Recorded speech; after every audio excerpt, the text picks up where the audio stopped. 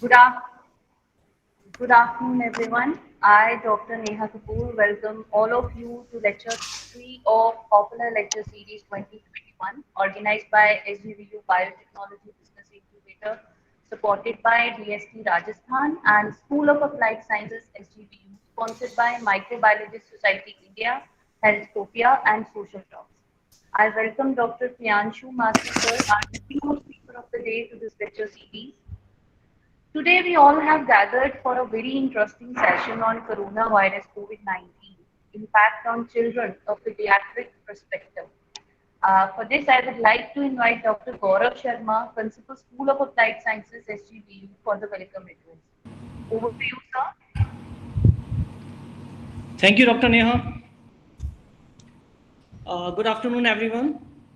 I welcome you all to the third lecture in the Popular Lecture Series 2021, organized by School of Applied Sciences, SGBU Biotech Business Incubator, supported by Department of Science and Technology, Microbiological Society of India, Social Talks, and Healthcopia.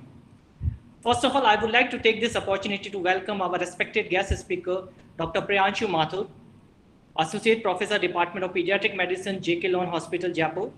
He's also a consultant genetic and pediatric rare disorders, SMS Medical College, Jaipur. It's an honor and privilege for us to have you with us today, sir. Kindly accept my warm regards and humble welcome to this webinar. Today's session is focused on coronavirus impact on children, a pediatrician perspective. In current scenario, when we continuously listening about the third wave of SARS-CoV coronavirus 2, and we all want to know how it affects our beloved children's, right? The present topic is perhaps the most relevant one in terms of understanding from an expert the past and present and future of COVID management in children. So without taking much of your time, I would like to request Dr. Neha ma'am to please take the session ahead. And Thank you once so again, much, welcome sir. Dr. Priyanshu Mathur, sir. Thank you, sir. It is my pleasure to introduce Dr. Priyanshu Mathur, Associate Professor, Department of Pediatric Medicine, J.K. Lone Hospital, Consultant, SMS Medical College, Jaipur, Rajasthan, India, to all the participants. Dr. Priyanshu is a well-known pediatrician and rare disorders expert in Jaipur, India. Being a passionate learner, he pursued postgraduate studies leading to MD from Dr. S.N. Medical College, Jaipur. He is currently working as Associate Professor of Pediatric Medicine in J.K. Lone Hospital, SMS Medical College, Jaipur. He has a vast experience in treating children and he is a very favorite teacher among undergraduate and postgraduate students. He is also a very keen researcher with more than 20 publications in national and international journals to his credit. He is also a co-author of the book Rare Diseases in Pediatrics. He has a particular interest in pediatric rare disorders and metabolic genetic disorders. He completed Indian Council of Medical Research course in medical genetics and genetic counseling and Sanjay Gandhi Postgraduate Institute, Lucknow. He received training in myopathy from Institut de Mycologie, Paris, France. He worked as a visiting assistant professor and did his 1 year training in metabolic genetics and newborn screening at the Department of Human Genetics, Emory University School of Medicine, Atlanta, Georgia, USA. Presently, he is working in the Department of Pediatric Medicine at J.K. Lone Hospital, SMS Medical College, Jaipur, as consultant, metabolic genetics, and running weekly pediatric rare disease clinic. I welcome Dr. Priyanshu once again to this lecture series. Thank you so much for accepting the invitation. So please take the session ahead. Thank you very much for the invitation. Thank you very much, Dr. Gaurav, Dr. Lokesh, and Dr. Neha for my introduction and organizing today's webinar. So without wasting much time, I will directly move on to the topic. So today's topic is coronavirus, COVID-19, its impact on children from a pediatric perspective. So first of all, I would like to tell you about coronavirus. So as you all know that coronavirus belong to Coronaviridae family in the Nidovirales order. So corona represent crown-like spikes on the outer surface of the virus. Thus it is named as a coronavirus. So you can see in this diagram, this virus is having spike-like projections, crown-like spikes on its outer surface. And that's why it's known as a coronavirus. So it has a 4 different proteins nucleocapsid protein, enveloped glycoprotein, spike protein, and membrane glycoprotein. So coronavirus are enveloped viruses, minute in size, ranging from 65 to 125 nanometer in diameters, and it contains a single-stranded RNA as a nucleic material, and the size range, the RNA size ranges from 26 to 32 kilobase pairs in length. Then how the human coronavirus infections get originated.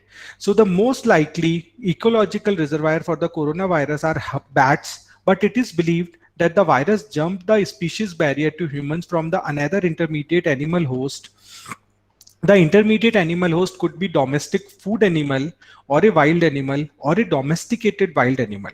So for 2019 novel coronavirus, it's still under question mark which is the intermediate host. Then COVID-19 is the disease which is caused by the SARS coronavirus 2. WHO declared it as a public health emergency of international concern on January 30th, 2020. Subsequently, WHO declared it to be a pandemic in March 11, 2020. The median incubation period of COVID-19 disease ranges from 2 to 14 days, and the median time is between 5 to 6 days. So this is very, very important in understanding the disease and disease process and the preventive strategies. As per the current evidence, the period of infectivity starts 2 days prior to the onset of symptom, and it can last up to the 8 days. So it is well documented that children are less commonly affected with the infection, and majority of them are asymptomatic or mildly symptomatic.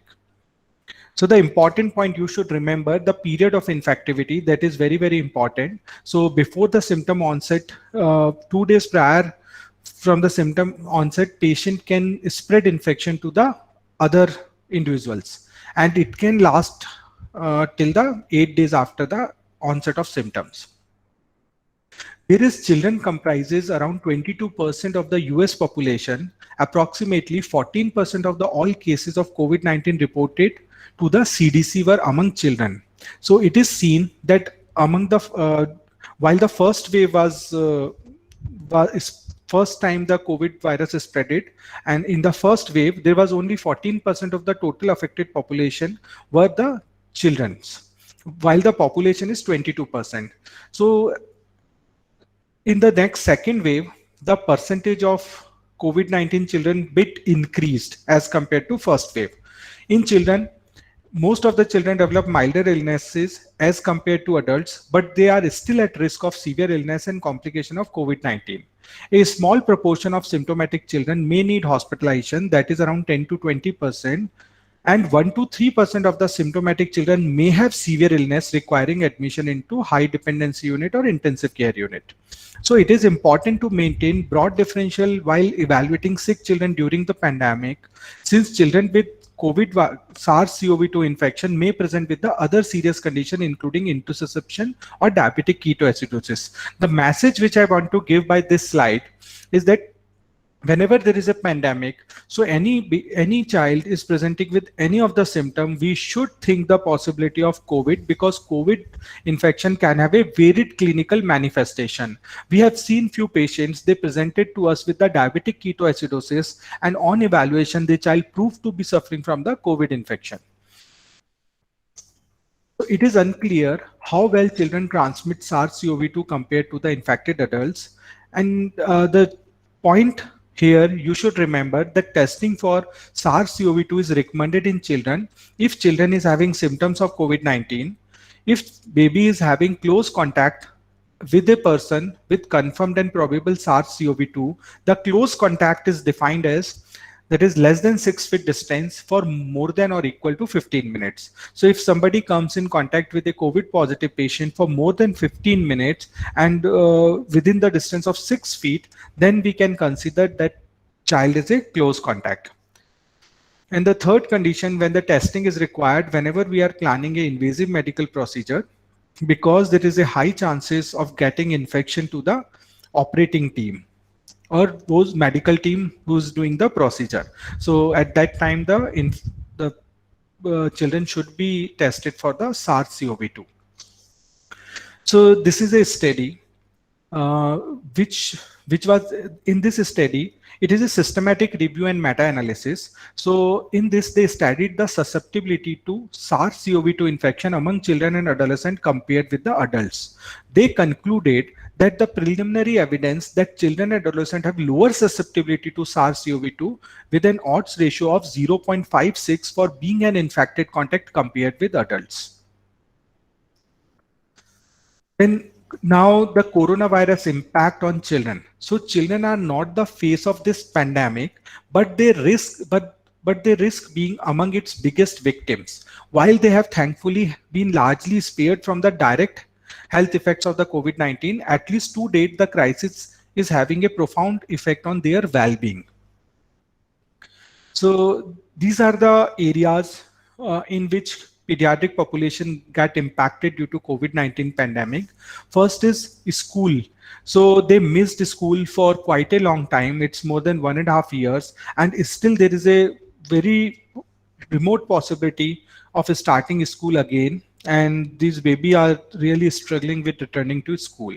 Then health access. So because of COVID-19, most of the places had a complete lockdown, and in that condition these babies were having difficulty in access to the healthcare institutions for their routine healthcare checkups and for other diseases.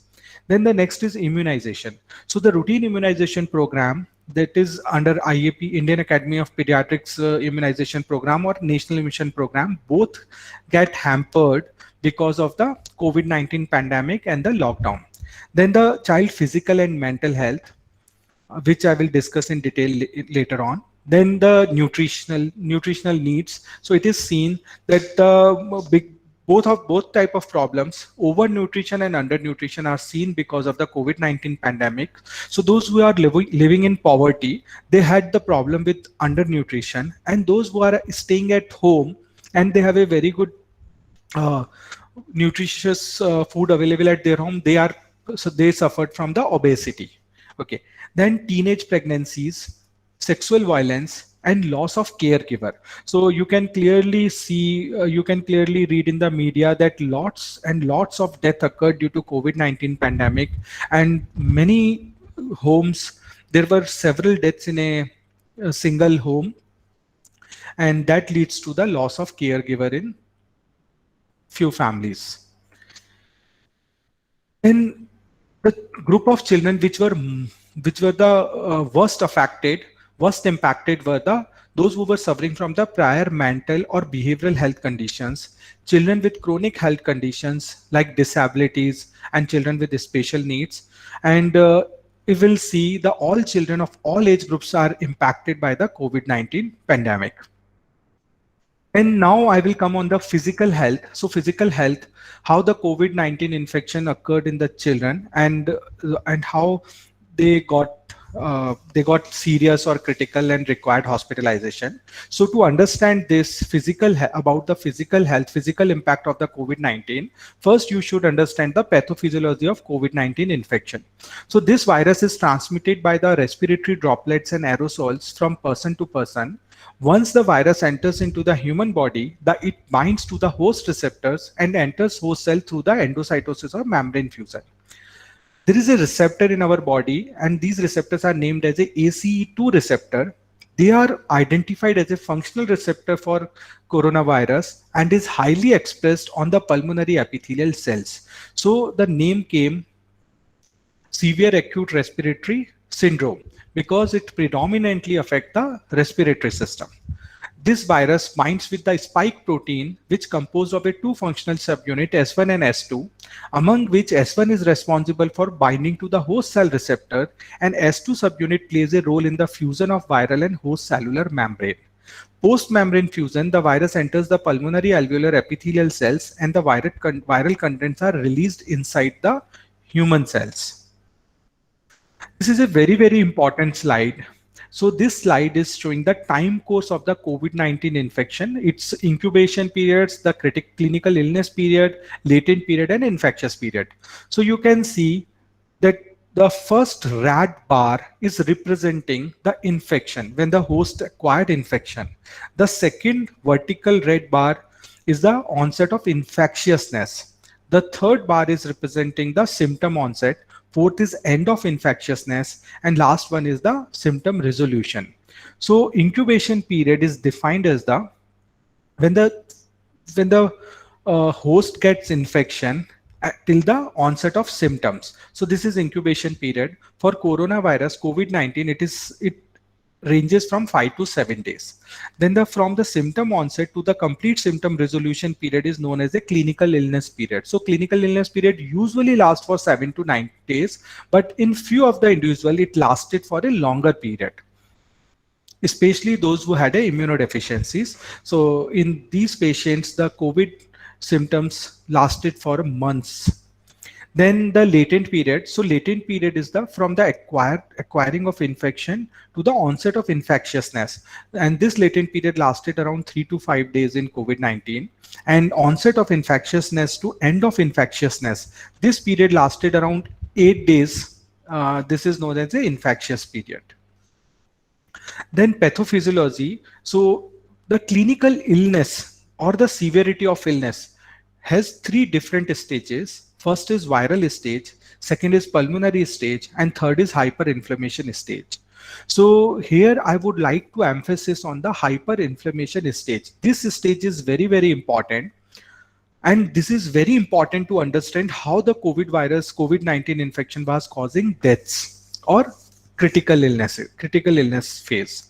So initial days, there is a viral stage. So whenever the virus is entering into the human body, it enters into the pulmonary alveolar cells, pulmonary cells, and then it spreads throughout the body. So in this stage, the virus gets multiplied in the human body. The second stage is pulmonary stage. The response comes in the form of inflammation or hyperinflammation. Then the third phase is inflammatory response phase. So in inflammatory response phase, lots of cytokines releases into our body, and they leads to the multi-organ dysfunction or tissue damage. So the inflammatory phase is the phase which is mainly responsible for the death in COVID patients. So virus is not directly damaging our tissue, but it starts an inflammatory response in our body, and that inflammatory response is predominantly responsible for the multi-organ dysfunctions. And most patients with COVID-19 predominantly have respiratory tract infection associated with SARS-CoV-2. So first stage is asymptomatic. First phase is asymptomatic phase. Second is invasion and infection of the upper respiratory tract, followed by involvement of the lower respiratory tract and progression to ARDS. So in asymptomatic phase, this stage lasts for a couple of days, and the immune response generated during this phase is limited one. In spite of having a low viral load at this time, the individuals are highly infectious, and the virus can be detected by the nasal swab testing. In the second phase, invasion and infection of the upper respiratory tract, in this stage, the disease manifests with the symptoms of fever, malaise, and dry cough.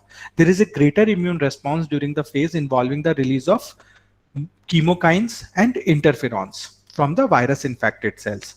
The majority of patients do not progress beyond this phase, as the mounted immune response is sufficient to contain the spread of infection. So in pediatric age group, most of the patients has either of these two phases. Then involvement of lower respiratory tract infection and progression to ARDS. The virus-laden pneumocytes releases different cytokines and inflammatory markers such as interleukin 1, 6, 8, 10, 12, TNF-alpha, interferon gamma, interferon beta, then CXCL10, monocyte chemoattractant protein 1, macrophage inflammatory protein 1 alpha. So these all are the inflammatory cytokines. This cytokine storm acts as a chemoattractant for neutrophils, CD4 helper T cells, and CD8 cytotoxic T cell, which then begin to get sequestrated in the lung tissue. Due to persistent lung injury caused by sequestrated inflammatory cells and viral replication, leading to loss of both type of pneumocyte, type 1 and type 2, and resulting in diffuse alveolar damage, eventually leading for the respiratory distress syndrome. I know these slides are a bit difficult to understand, but the message I want to give that the host response is primarily responsible for the lung injury. So whenever there is a low viral count, there will be less damage. Whenever there is a more viral count, there will be more damage. And the damage depends upon sometimes there is high viral count, high viral invasion. Even after that, host does not become symptomatic, because it depends upon the inflammatory cytokines. So it is seen that some of the host responds more with the inflammatory cytokine production, and they have the severe disease. Okay, so some of the patient progress into severe and systemic disease characterized by ARDS, septic shock, sepsis, multi-organ dysfunction, including acute kidney injury and acute cardiac injury. So now I will come on to the COVID-19 symptoms in children. So the most common symptom is fever, cough, and rhinorrhea, followed by sore throat, body ache, headache, malaise, weakness. Few of the COVID-19 infected children presented with diarrhea, nausea, vomiting, anorexia, loss of taste, and loss of smell sensations. So from the management perspective, I will not go into the detail of management, but just to brief you about the management, I will just like to tell you, we are categorizing these children into 4 major categories. First is asymptomatic children, second is mildly affected children, third is moderately affected children, and fourth are severely affected children. So the management depends upon the category, in which category the child is falling. So in asymptomatic children, usually they don't have any symptoms. They just incidentally diagnosed when we were evaluating the other family members, or whenever they were having the history of contact with a COVID positive patient. So in most of these patients, the saturation SpO2 remains more than 94%, and there is no grunting, retraction chest, lethargy, somnolence, and seizure. We categorize the COVID-19 illness as mild whenever there is a symptoms, whenever the patient is having symptoms, but the respiratory rate is normal and there is saturation is more than 94%, and there is no grunting, severe retraction, lethargy, somnolence, or seizure. So then the next category, which is moderate COVID-19 disease. So we categorize moderate COVID-19 disease whenever there is a increased respiratory rate. So respiratory rate depends upon the age of the children. So for less than 2 months of the babies, the respiratory rate less than 60 is normal. Whenever it is more than 60, we categorize this patient is having moderate COVID-19 illness. Between 2 to 12 months, it's more than 50. Between 1 to 5 years, it's more than 40. And for more than 5 years children, it is more than 30. So in the moderate category, most of these babies have saturation between 90% to 93%. So that is less than 94%. So these patients require hospitalization. Then the last category is severe category. In severe category, along with rapid respiration, saturation falls below 90%. Along with that, these babies can have grunting, retraction of chest, lethargy, somnolence, or seizures. So this is very, very important how we will categorize that child is coming under category asymptomatic, mild, moderate, or severe. Because management depends upon the category and need of hospitalization depends upon the category. So these are the few other clinical manifestations by which we have seen the patients presented to us. So in neurological, other clinical manifestations were headache, dizziness, encephalopathy, GBS-like presentation, ageusia means loss of taste sensation, myalgia, anosmia means loss of smell sensation, then stroke. We had 2 patients, those presented to us with the stroke-like manifestation. They had a hemiparesis, and while evaluating this child, we found that these patients were positive for COVID-19 infection. And it was not coincidental, because this child has a transient vasospasm of cerebral vessels, and when we treated this child over a period of few days, when we repeated the MR angiography and the vessel walls were, then the vessel's blood supply was normal. Then few of the COVID-19 patients presented with renal manifestation like acute kidney injury, proteinuria, and hematuria. Hepatic manifestation, elevated AST and ALT, aminotransferase, and elevated bilirubin. Then GIT manifestation, diarrhea, nausea, vomiting, abdominal pain, anorexia. In second wave, the GIT manifestations were more predominant as compared to the first wave. Then thromboembolic manifestation like deep vein thrombosis, pulmonary embolism, catheter-related thrombosis, cardiac manifestation. So there is a terminology known as a Takotsubo cardiomyopathy. So this term is really means is a stress cardiomyopathy. So in COVID-19, it is seen there is a lot of cytokines are released by our body, and these cytokines results in the cardiomyopathy. It's a transient cardiomyopathy and it recovers over a period of time. This is also known as a stress cardiomyopathy. There is a transient cardiac dysfunction which recovers after the recovery from COVID-19. Then myocardial injury, myocarditis, cardiac arrhythmias, cardiogenic shock, myocardial ischemia, and cor pulmonale. Then endocrine manifestation like diabetic ketoacidosis, as I previously described, and hyperglycemia. So the point I want to tell you about diabetic ketoacidosis, so it is seen that in DK, there is 100% recovery in almost all patients. Okay, so we had never seen a single mortality, single baby died with diabetic ketoacidosis. Whenever they present to the hospital, there is a very, very effective treatment modalities available for DKA, and all of these patients recovers. But in last few months, we lost around 4 DK patients. So when we started evaluating these DK patients, we found that all these patients were positive for COVID-19 infection. Then we realized COVID-19 infection is presenting like diabetic ketoacidosis, but having very, very severe manifestation. And unfortunately, we lost these babies. Then dermatological manifestations like PTK, rashes, urticaria, vesicles, etc. So there is one important terminology which you are reading nowadays frequently in print media, that is MISC, multisystem inflammatory syndrome of children. So this multisystem inflammatory of children is a new entity which is not previously seen, and it is epidemiologically linked with the COVID-19 infection. So these patients present with the varied symptoms like fever, myalgia, conjunctivitis, rash, lymphadenopathy, stomatitis like crackling of lips, crackling of tongue, extremity swelling, skin peeling, nausea, vomiting, pain, abdomen, diarrhea, headache, meningismus, lethargy, hypoxemia, pulmonary infiltrates, thrombocytopenia, neutrophilia, lymphopenia, low sodium level, hyponatremia, renal failure, cardiac involvement in the form of coronary aneurysm, hypotension, tachycardia, myocarditis, increased troponin, increased proBNP. The most important point which I want to emphasize here, most of these patients is having very high ESR, CRP, ferritin, LDH, IL-6, fibrinogen, procalcitonin, CPK, and D-dimer. So inflammatory markers are predominantly raised in these patients, and they have a different line of management.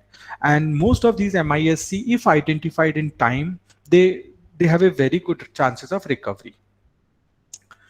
So this is a study, this is a research article which study the epidemiological and clinical features of pediatric COVID-19.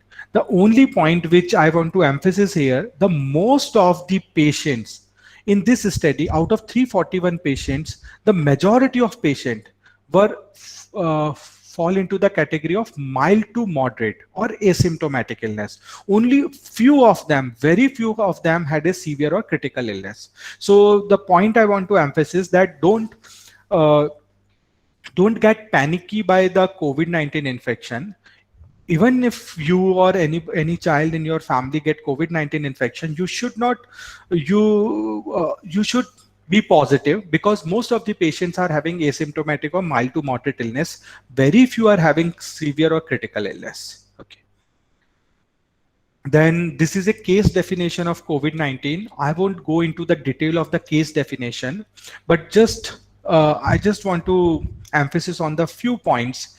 So when we should suspect a case, whenever there is a symptom of acute respiratory illness with the history of travel to or residence in a location where the community transmission of COVID-19 disease occurred in last 14 days, then, or if any patient is presenting with acute respiratory illness or there is a contact with a confirmed or probable case.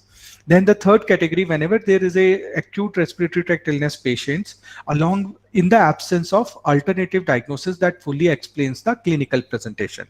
So then we suspect that there is a possibility of COVID-19 infection, then probable case, whenever any child is presenting with COVID-19 symptoms, suspected case, along with RT-PCR testing is inconclusive, or RT-PCR test could not be performed for any reason.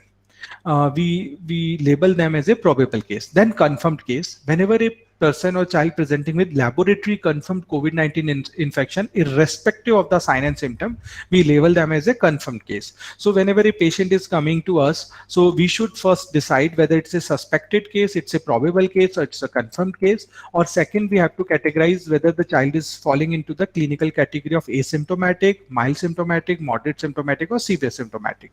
So then this is a guidelines for the management of COVID-19 in children, this for less than 18 years of age. So these guidelines recently released on June 18, 2021 by Ministry of Health and Family Welfare. So as I already told, we can categorize COVID-19 into asymptomatic children, mild illness, moderate illness, severe illness, and MISC, multi-system inflammatory syndrome of childhood. These are the detailed guidelines, but I am not going into the detail of this slide. Just the salient point I want to emphasize here, that asymptomatic and mild symptomatic patient, they don't need hospitalization. They can be kept into the home isolation, and they can be advised to contact doctor even on telephone. Teleconsultation can be done for these patients on SOS basis, and no investigation required in this category apart from COVID-19 testing, which is already done. Okay, then moderate category. In moderate category, they need hospitalization into COVID dedicated hospitals, and they require few baseline investigation like CBC, ESR, blood glucose, chest X-ray. Most of these patients require symptomatic treatment, and when there is a rapidly progressive disease, we can give steroids in these patients. Okay, and they need to be monitored closely by looking at the saturation, temperature, and signs of severity. Okay, so, and the last category is severe category. Most of these patients need hospitalization in high dependency unit or ICU in dedicated COVID-19 hospital, and most of these patients presented with saturation less than 90% with tachypnea, with respiratory distress, and they require detailed investigations and intensive care management depending upon the symptoms. Like if they are having shock, they are having secondary infection, they are having ARDS, so they require hospitalization, ventilation, shock management, etc. The point I want to emphasize that remdesivir is not recommended in children till now. Okay, and the CT test is not indicated in diagnosis or management of COVID-19 in children. So most of the patients, those who are coming to us, they are asking whether remdesivir should be given to my kid or CT scan should be done in our kids. So you should remember that by Ministry of Health and Family Welfare guidelines, remdesivir and CT test is not recommended in children. Only condition where CT test is recommended whenever the child is not improving even after the treatment. So I already covered this slide. So in asymptomatic children, they just require home monitoring, and the mild disease, so they need symptomatic treatment with home monitoring. They don't need any investigation. Then I will move on to the next slide. The one important point I want to emphasize that there is no role of hydroxychloroquine, favipiravir, ivermectin, lopinavir, ritonavir, remdesivir, umifenovir, immunomodulator including tocilizumab, interferon beta 1A, then convalescent plasma infusion or dexamethasone in children. There is no role. Then home isolation guidelines. So this everyone should be well versed with the home isolation guideline. Whenever we are advising any patient for home isolation, we should look for whether there is a requisite facility for isolation in his or her residence, and also for quarantining the family contacts. Second important point is parents or other caretaker who can monitor and take care of the child should be prepared. Then If available, Arogya Setu app should be downloaded. Then parents caregiver has agreed to monitor health of the child and regularly inform his or health status to the surveillance officer or doctor. Then the parents caregiver has filled an undertaking for self-isolation and shall follow the home isolation quarantine guidelines. So these are the guidelines for home isolation. And one important point I want to emphasize here, that few of the children, those who are having underlying comorbid conditions like congenital heart disease, chronic lung disease, chronic organ dysfunction, obesities, they can be hospitalized into the hospital even at the time of the mild illness. Rest of the mild illness patient don't require hospitalization. And in case if there is a lack of proper arrangement to manage these children at home, healthcare facility is difficult, such children may be admitted.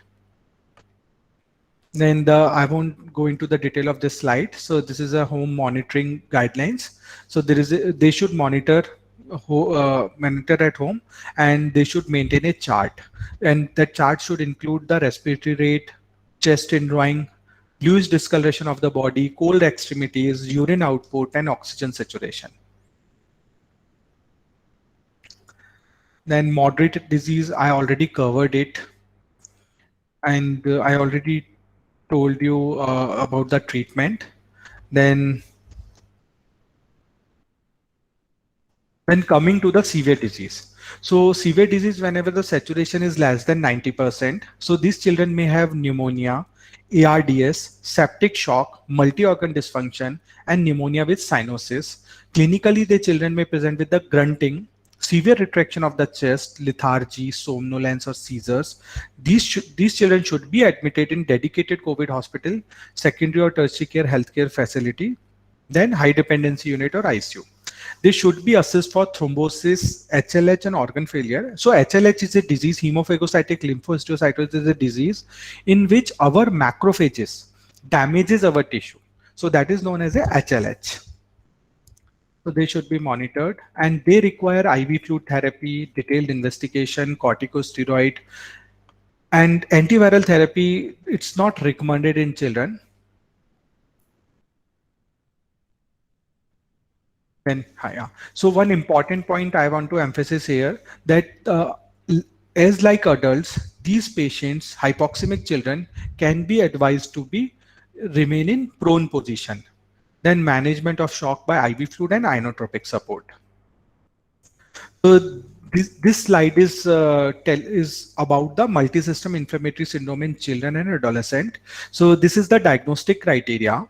Whenever there is a child presenting with the more than 3 days fever along with any of the 2 symptoms out of these 5, rash, non-purulent conjunctivitis, mucocutaneous inflammation, hypotension, shock, myocardial dysfunction, coagulopathy, or GI problems with elevated markers of inflammation, ESR, CRP, and procalcitonin, then there is no other microbial cause of inflammation, including bacterial sepsis, staphylococcal or streptococcal toxic shock syndrome, and there is a recent evidence of COVID-19 infection by RT-PCR test, antigen test, and serology positive. So the point I want to tell, कोई भी बच्चा अगर 18 साल से छोटा है, 3 दिन से ऊपर बुखार के साथ में आ रहा है, इन्फ्लेमेटरी मार्कर्स बढ़े हुए हैं, कोई दूसरे इन्फेक्शन के एविडेंसेस नहीं है, कोविड-19 डायग्नोसिस कंफर्म है आरटीपीसीआर से, एंटीजन टेस्ट या एंटीबॉडी टेस्टिंग से, उसके एविडेंसेस हैं, और उनको इन 5 में से कोई भी 2 सिम्टम्स आ रहे हैं तो उनको हम MISC लेवल करते हैं. So it is very, very important, because if we treat MISC patient on time, they have a very good prognosis, and whenever the treatment is delayed, they have a very high mortality. So this is the investigations required in these patients. So this is not required for you, so I'm not going into the detail of these investigations. The important point I want to emphasize that cardiac evaluation is must for this patient. And this is the treatment needed. So the summary of this slide is steroids and IVIG is required in most of these patients. And if we treat with IV methylprednisolone, steroid, and IVIG, they have a very good recovery rate. Then this is a suggested proforma for monitoring in children. हमें बच्चों में क्या क्या monitor करना है वो हम ये प्रोफॉर्मा यूज कर सकते हैं, जिससे उनका lethargy, malice, saturation, temperature, blood pressure, respiratory rate, chest indrawing, and physical activity. So this is a suggested monitoring proforma. Then infection prevention and control. So infection prevention and control is very, very important. So, so now I will come on to the impact of COVID-19 on closed schools. The harms attributed to the closed schools on the social, emotional, and behavioral health, economic well-being, and academic achievement of children in both the short and long term are well known and significant. Further, the lack of in-person educational option disproportionately harms low-income and minority children and those living with the disabilities. Then impact of mental health. For those experiencing mental or behavioral health challenges, this has been an especially difficult time, as if fear of contracting the virus were not enough, the need for social distancing and complete disruption of one's day-to-day activity only compounds the impact. Now, maybe more than ever, these individuals need access to behavioral health services. Then preventive strategy. So this is the last part of the presentation. Preventive strategies include wearing a mask. So here I want to tell you that a lot of people ask me, I have a newborn, 3 months old or 1 month old, whether that baby should be, we should, whenever we are going out of the home, the baby should wear a mask or not. So I would like to tell you, CDC recommended that masks should be mandatory for children more than 2 years of age. In less than 2 years of age, so mask is not recommended because they can have a difficulty with respiration. Okay. Then second important point is stay 6 feet away from the others and those who are not part of your routine home. And within a family, there is no need to stay 6 feet away. If nobody is infected, nobody is having symptoms. And whenever you are going to some strangers or you are going to a crowd, then you should preferably stay 6 feet away from the others. Then get vaccinated as quick as possible. Avoid crowds and poorly ventilated spaces. Wash your hands often. Cover cough and sneezes. Whenever you are having cough, you should cover it by handkerchief or by your elbow. Then clean and disinfect surfaces frequently. Monitor your health daily. Take care of your physical and mental health. Then mask, as I already told, everyone 2 years and older should wear mask in public.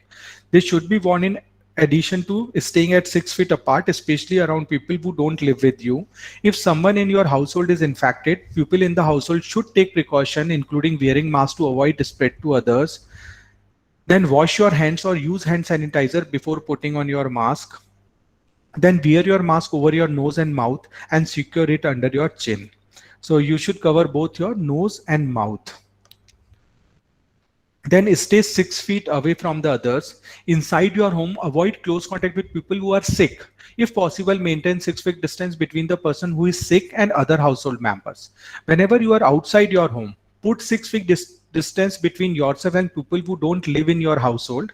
Remember that some people within symptoms may be without symptoms may be able to spread the virus. So as I already told, asymptomatic patient can spread the virus, or even before the symptom onset, 2 days before the symptom onset, patient can spread infection to others. Then get vaccinated.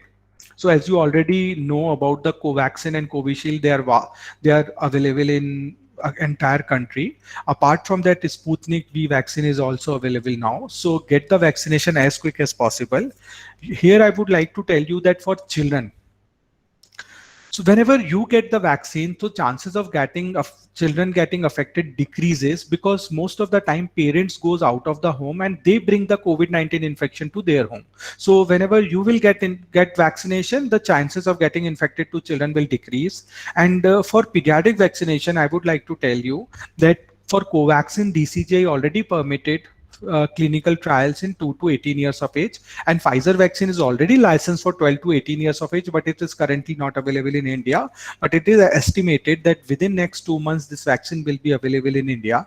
Then Pfizer started clinical trial of vaccine for children more than 6 months to 6 months of age, and Moderna also started their clinical trial for the children more than 2 years of age. Then avoid crowds and poorly ventilated spaces. In poorly ventilated spaces, the viral load increases. Whenever there is a whenever there is a crowd in the restaurants, bar, fitness center, movie theaters, there is a high risk of the COVID-19 infection because the virus circulates in the air, and the density increases whenever there is a closed space. So you should avoid the indoor spaces that do not offer fresh air from the outdoors as much as possible. If indoors, bring in fresh air by opening windows and doors if possible. Then wash your hands often. So wash your hands often with the soap and water for at least 20 seconds, especially after you have been in public places or after blowing your nose, coughing or sneezing. If soap and water are not readily available, you can use hand sanitizer that should contain at least 60% alcohol. Cover all surfaces of your hands and rubs them together until they feel dry. Then avoid touching your eyes, nose and mouth with unwashed hands. Then cover cough and sneezes that I already told you. If you are wearing a mask, you can cough or sneeze into your mask. Put a new clean mask as soon as possible and wash your hands. Then if you are not wearing a mask, always cover your mouth and nose with a tissue when you cough or sneezes, or use the inside of your elbow and do not spit. Throw used tissue in the trash. Then immediately wash your hands with soap and water for at least 20 seconds. If soap and water are not readily available, then you can use hand sanitizer with at least more than 60% alcohol. Then you should clean high touch surfaces daily, like tables, doorknobs, light switches, countertops, handles, desks, phones, keyboards, toilet, faucets and sinks. You should disinfect these surfaces frequently, but remember that you should not wash your phones, mobile phones.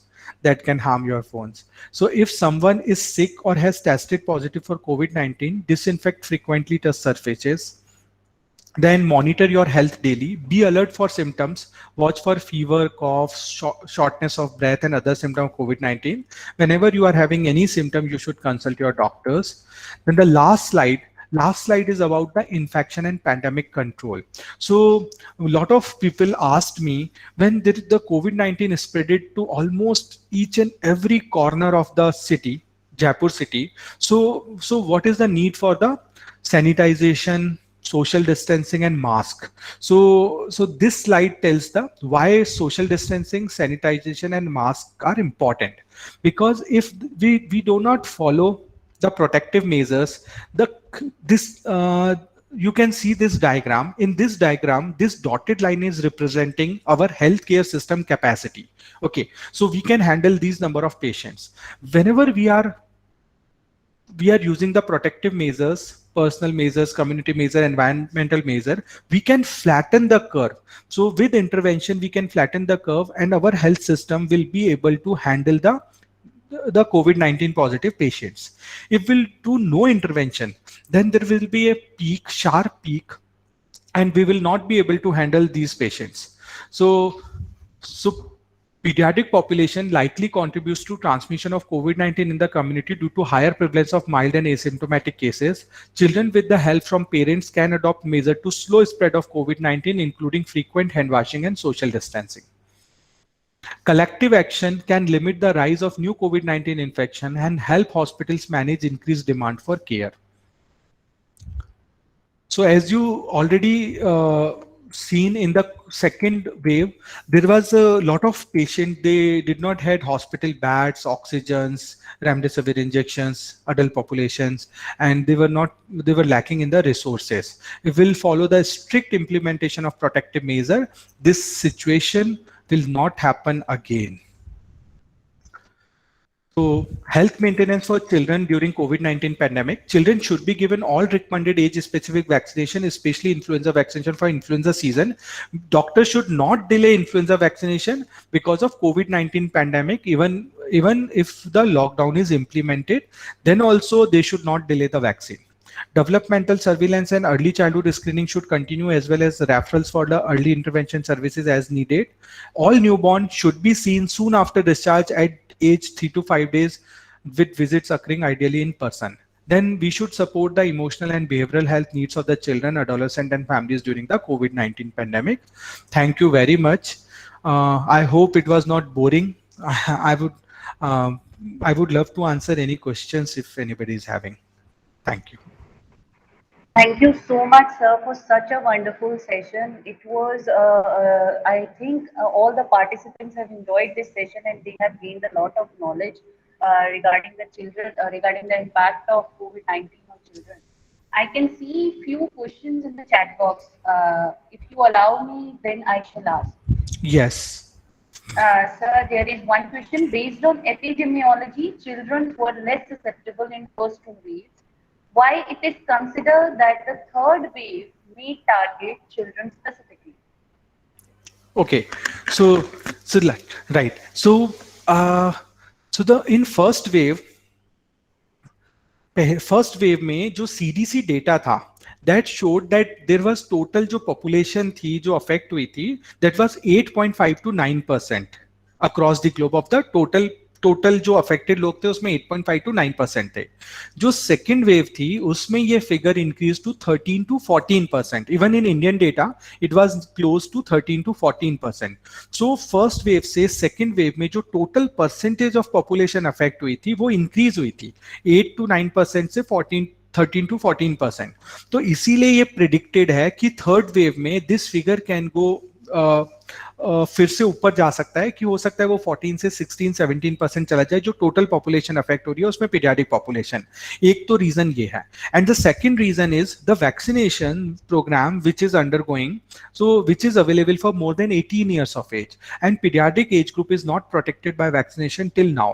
Okay, so it is estimated that third wave can predominantly have its effect on the pediatric population.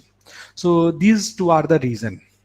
So the availability of the past data, and second is the vaccination, because the pediatric age group we are not able to protect them till today. Okay, sir. Sir, there is a next question. It is said that AC1 receptors are not present in children under 5 years. Yet there has been regular reports in media about recovery of newborns and babies from COVID. So how they are getting infected? Very good question. Excellent question. So I would like to tell you that AC2 receptor, it's ऐसा नहीं है कि AC2 receptor बच्चों में present ही नहीं है. AC2 receptor बच्चों में present है लेकिन उनका नंबर कम है.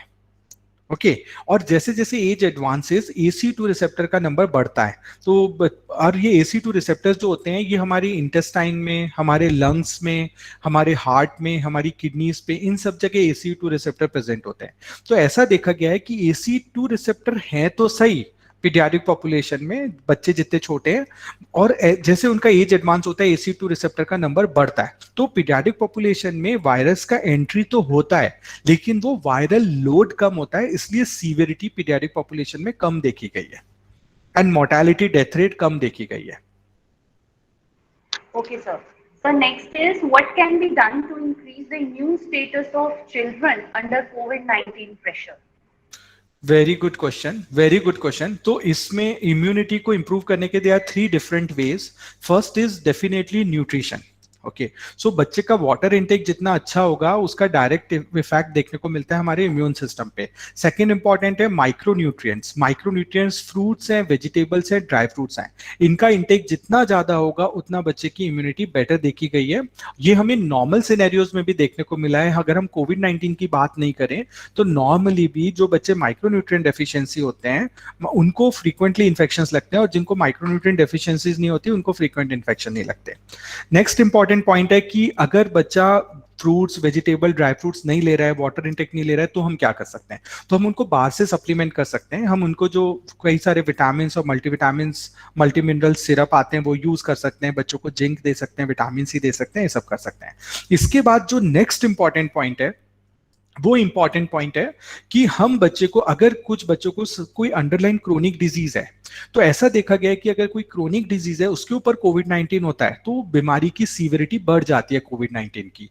तो इसलिए आपको ये ध्यान रखना है कि कोई अगर अंडरलाइन डिजीज है तो हम उसका प्रॉपर मैनेजमेंट करके रखें. जैसे किसी को अस्थमा है, अगर हम अस्थमा को कंट्रोल रखते हैं तो उनको कोविड-19 की सीवियरिटी भी कम हो जाएगी.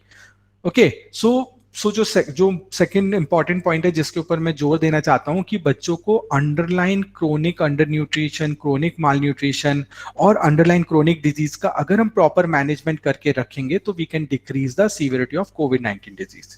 And the last point is definitely there is a strategy, cocooning and herd effect. Cocooning and herd effect का मतलब है कि अगर एक घर में 5 या 6 लोग रहते हैं, उसमें 2 बच्चे 4 बड़े हैं, अगर हम बड़े चारों को वैक्सीनेट कर देंगे तो उन बच्चों को हम इनडायरेक्टली प्रोटेक्ट कर लेंगे, क्योंकि हम वायरस के ट्रांसमिशन की चेन को ब्रेक कर देंगे कि इन चारों के थ्रू वायरस घर में नहीं आएगा, और बच्चे तो यूजुअली बाहर जा नहीं रहे, तो उनका हम इनडायरेक्ट प्रोटेक्शन कर देंगे। और एक last terminology heard effect. Heard effect का मतलब है, ऐसा देखा गया है कि अगर हम किसी जोग्राफिकल एरिया में 70 से 80% पॉपुलेशन को वैक्सीनेट कर देते हैं, तो वहां पे जो 20 to 30% पॉपुलेशन बचती है, उनको विदाउट वैक्सीनेशन भी प्रोटेक्शन हो जाता है, क्योंकि वायरस के संक्रमण का चेन ब्लॉक हो जाता है, वो एक से दूसरे में स्प्रेड कर रहा है। तो हो सकता है वायरस जब किसी आदमी में एंटर कर रहा है, वो ऑलरेडी वैक्सीनेटेड है, तो वायरस का मल्टीप्लिकेशन नहीं होगा, तो ट्रांसमिशन का चेन को ब्रेक कर देंगे। इसको हम हर्ड इफेक्ट बोलते हैं। So these are the points which we can do for now to tackle COVID-19 pandemic, and we can decrease the effect on children, its impact on children. Okay, sir. So next question is, at what day of infection corticosteroid should be started in case of child? For how much time does coronavirus remain active in air or in the form of aerosol? Okay, so very good question. So the first part of the question is कि हमें steroid कब शुरू करना है. So very very good question. अब इसमें एक चीज समझना बहुत जरूरी है कि जो इस वायरस के इन्फेक्शन के फेजेस हैं, तो उसमें एक फेज तो है जिसमें वायरस शरीर में एंटर करके मल्टीप्लाई करता है. ये फेज यूजुअली 5 से 7 दिन रहता है. सेकेंड फेज होता है कि वायरस हमारी जो बॉडी के अंदर जो हमारी इम्यून मशीनरी है, जो साइटोकाइंस है, कीमोकाइंस है, उन सबको एक्टिवेट करता है और इन्फ्लेमेटरी मार्कर्स, साइटोकाइंस को रिलीज कराता है. ये सेकेंड फेज है. इसके अंदर ये फेज 14 डेज तक चल सकता है, और कभी कभी कुछ लोगों में 28 डेज तक देखा गया है, और बच्चों में कभी कभी ये 6 वीक्स तक भी देखा गया है. तो ये जो साइटोकाइन फेज आता है, इसमें हमारी बॉडी का इम्यून सिस्टम खूब सारे इन्फ्लेमेटरी मार्कर रिलीज करता है, जो हमारी बॉडी के टिश्यू को डैमेज करते हैं. तो आपको जो 5th to 7th डे का ट्रांजिशन टाइम है, ज्यादातर लोग ऐसा देखा गया है कि जो क्रिटिकल हुए वो 5 से 7वें दिन के बीच में हुए, चाहे वो बड़े हों चाहे वो बच्चे हों. तो आपको जो ध्यान रखना है वो है कि आपको 5th डे पर, 5th 6th 7th डे पे इन्फ्लेमेटरी मार्कर्स कराने हैं. अगर किसी के इन्फ्लेमेटरी मार्कर्स बढ़ रहे हैं, क्योंकि ये जो इन्फ्लेमेटरी मार्कर्स बढ़ते हैं, ये सारे कोविड-19 पेशेंट्स में नहीं बढ़ते. जैसे कि मैंने आपको बताया कि मेजॉरिटी 90-95% तक पेशेंट माइल्ड इलनेस और या एसिम्प्टोमेटिक चलते हैं, माइल्ड, मॉडरेट और एसिम्प्टोमेटिक. तो उनके अंदर सीवियर डिजीज नहीं होती. तो हम सबको स्टीरॉइड नहीं देना चाहिए. हम उनके इन्फ्लेमेटरी मार्कर कराएं, और इन्फ्लेमेटरी मार्कर अगर बढ़ रहे हैं तो immediately we should start the steroid, क्योंकि हो सकता है ये पेशेंट क्रिटिकल हुए. So this is the way we can decrease the mortality. And second part of the question जो था वो है कि could you repeat the second part of the question? Yes, sir. For how much time does coronavirus remain active in the air or in the form of aerosol? Okay, so again very good question. So there is no data available. How much time it remains active in the air, there is no data available on this point, but it is seen that अगर हम open space में हैं तो it gets dilute हो जाता है वो हवा के साथ में, है ना. और अगर हम क्लोज्ड स्पेस में है तो डेंसिटी ज्यादा रहती है. सेकंड इंपॉर्टेंट है कि फ्लोर पे गिरने के बाद में अगर हम फ्लोर पे जो पोछा लगाते हैं उसमें हम सर्फ यूज करते हैं, तो उससे ये इमीडिएटली डेड हो जाता है. सेकेंड इंपॉर्टेंट चीज, अलग अलग स्टडीज बताती है कि it can remains up to 24 hours on the surfaces. So but there is no conclusive evidences available. Okay, sir. So next is, what is the status of vaccination to children below 18 years? Right. So less than 18 years के लिए जो Covaxin है, अभी हमारे पास जो vaccination के options available है globally, उसमें Covaxin, Covishield, Sputnik V, Pfizer और मॉडर्ना की, ये 5 वैक्सीन अभी ग्लोबली हैं जो कि अभी सबसे ज्यादा यूज में आ रही हैं. तो अगर हम कोविशील्ड की बात करें, अभी कोवैक्सिन की अगर बात करें, तो कोवैक्सिन की क्लिनिकल ट्रायल्स इंडिया में चल रही हैं, जो कि 12 से 18 साल के बीच के बच्चों के लिए चल रही है. ओके, और अभी 2 साल से ऊपर वालों के लिए परमिशन मिल गई है. अगर हम फाइजर की बात करें, तो Pfizer vaccine is already approved for children more than 12 years of age, और 6 मंथ की एज के ऊपर उनकी क्लिनिकल ट्रायल्स चल रही है, और it is probably within next 2 or 3 months we will get the approvals. Then the third vaccine है मॉडर्ना 2 ईयर्स के ऊपर के बच्चों के लिए उसकी क्लिनिकल ट्रायल्स चल रही है. So I think within next 2 or 3 months these vaccines will be available for pediatric population. Okay, sir. Sir, there is next question. Is the susceptibility in children same with the different variants, for instance, a Delta variant also? Pardon me, please repeat the question. Is the susceptibility in children same with the different variants, for instance, a Delta variant? Okay, so regarding these variants, I would like to tell you about. So there are different variants: Delta variant, Delta plus variant, and different variants. So first, you should know about the basic of these variants, how they are formed. So it is seen that this COVID virus, it gets mutated almost 2 times in a month. That is a rough approximate idea. Okay, so because when the COVID-19 infection started, so within next 12 months it get mutated around 24 times. Okay, so so now it is possible that it has get mutated almost around 30 to 40 times. Okay, so the Delta variant and then the Delta plus variant came. So WHO classified Delta variant and Delta plus variant, both variant, as a variant of concern.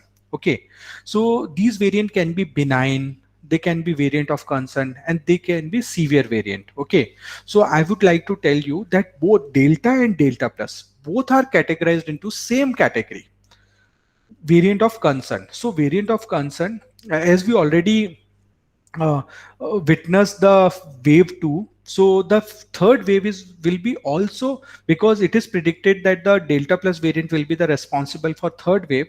So we can predict that the third wave will be very similar to wave 2, and with extensive vaccination program, this wave can be even lesser than the wave 2. Okay, okay, and if we'll do the vaccination program and will cover the more than 70% of population, so the wave will be of very low magnitude. It is predicted. And if we'll not be able to complete the vaccination, and before that, if the wave 3 will start, it can go higher than the wave 2. Okay. Okay, sir. Sir, there is next question. Will there be any fourth wave too? Sir, excuse me, sir. Yeah. Yes, sir. What is the lifespan of the virus, coronavirus? Lifespan of the coronavirus in water. No. So I don't know. I have to check. In water, I don't know.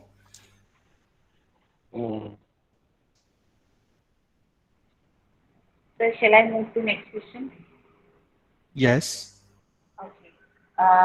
Sir, then is what are the side effects when we give corticosteroids to children? Sorry, your voice was not audible. Sir, what are the side effects when we give corticosteroids to children? Okay, so there are lots of side effects of steroids. So we can categorize these side effects into two different categories. One is short-term side effects, and second is long-term side effect.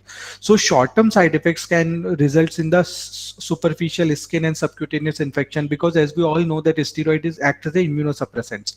So the natural immunity, the baby is having their immunity, that get suppressed, so they can have a secondary infection. Second important issue is the gastric complication, gastritis, because steroid is known to cause GI symptoms. Then the long term complications, it can include, whenever we are using steroid for more than 7 days duration, it is seen that our hypothalamic pituitary axis can get suppressed, and the steroid, the natural production of steroid will be decreased. जो body बनाती है, that steroid production will be decreased. That can result into the long term complications in the form of they can have a they can have no response whenever needed for steroid, because of the low production of steroid in the body. And second important issue is the high blood pressure. They can have a high blood pressure, they can have a high blood sugar. These are the long-term complication. Whenever the steroid is used for quite a long time, then they can have a eye complication in the form of cataract also. Thank you so much, sir, for such a wonderful deliberation about this. But our chat box is flooded with questions, and I understand how you have a lot of occupancy also, and you had a hectic day also. So I request all the participants to please mail us all the questions, and we will be answering your questions via mail after consulting with Dr. Priyanshu. because we understand that you are very tired, and you explained all the concepts and all the things in a very wonderful fashion. So thank you so much, sir. I think all the participants can ask questions in the mail so that we can address these answers later. For that, I will request Dr. Lokesh to speak for the vote of thanks. Dr. Lokesh. Yeah, thank you, Dr. Neha. Thank you so much. So, thank you, everyone, and what a wonderful session we had. What a great questionnaire session we had, and what a in-depth insight we had in that particular questionnaire sessions. Although the questions will be keep coming, perhaps because we all are at a setback from past 2 years, and this is perhaps the most relevant talk that one can have in these trying times. So although there are multiple questions, although I was also the part of the questionnaire, I was also asking multiple questions, and still the query is pumping in my stomach and my mind so that I can ask more. But I understand your occupancy, so we will be going forward to conclude the session. So with that, today we had a very relevant talk, very in-depth narration regarding the SARS-CoV-2 coronavirus, that is known as coronavirus, and COVID-19. And from having a deliberation from a pediatrician perspective point was of utmost importance. It was already important as a past scenario, but in the future terms, it's also very relevant. So today, it was a fruitful session, and for that, I extend my profound gratitude and heartfelt thanks to our keynote speaker, Dr. Priyanshu Mathur, for taking out time, for giving us a wonderful talk, and for answering all the queries that our participants has posted very genuinely, very frankly. And perhaps your statement that the mutation rate is going at twice a month summarizes everything in terms of clinician, in terms of our difficulty in handling the outcome of this particular COVID-19. So having a perspective from a very renowned pediatrician of your stature was amazing, and has given me an assurity that all of us together can come up from this past setbacks and future hurdles. Will be overcoming the future hurdles also. So with that, I extend my humble thanks to you. Thank you so much for the talk. And I would also like to thank our honorable management of Suresh Gyan Vihar University for providing the encouragement and platform to organize wonderful deliberation. I extend my sincere thanks to Professor Gaurav Sharma for his continuous motivation and support. My special uh, my special mention and thanks to our sponsors, Microbiology Society of India, Health Copy and Social Talk, for this particular event. Lastly and most importantly, special thanks to all the participants for overwhelming response. We had almost 300 plus registrations, and we will be showcasing this particular deliberation on our YouTube channel also, where all the remaining participants can utilize the session and can attain fruitful information from this. And with this, I sincerely hope that the session was fruitful to you, and I hope in our coming sessions also, as in this session, you will be joining us for wonderful learning process. So thank you so much. Thank you, everyone. And I would like to ask Dr. Neha to please conclude the session with the remarks. Thank you so much, Dr. Priyanshu, for taking out time out of your busy schedule to addressing our participants on a very much awaited topic. With this, we have come towards the closure of this enlightening session of wisdom, experience, and dedication. There is a quote that wherever the art of medicine is loved, there is also a love of humanity. And I must say, Dr. Priyanshu, you are an ambassador of commitment, esteem, knowledge, and passion for the welfare of the society. And you explained the complete impact of this COVID-19 on children in a very wonderful fashion, and we have learned the explanation to all the key questions that we were having in our mind in this current pandemic scenario in a very simplest manner. I once again thank you for joining here and addressing us. Thank you so much, sir. Thank you very much. Thank Thank you. you, sir. It is also frontline warriors that Thank you, we sir. feel safe in our houses. Thank you so much, sir. Thank you. Thank you. Thank you. Thank you. I shall close. Thank you everyone for joining. We shall be sending the feedback link via mail. Thank you everyone. Thank you.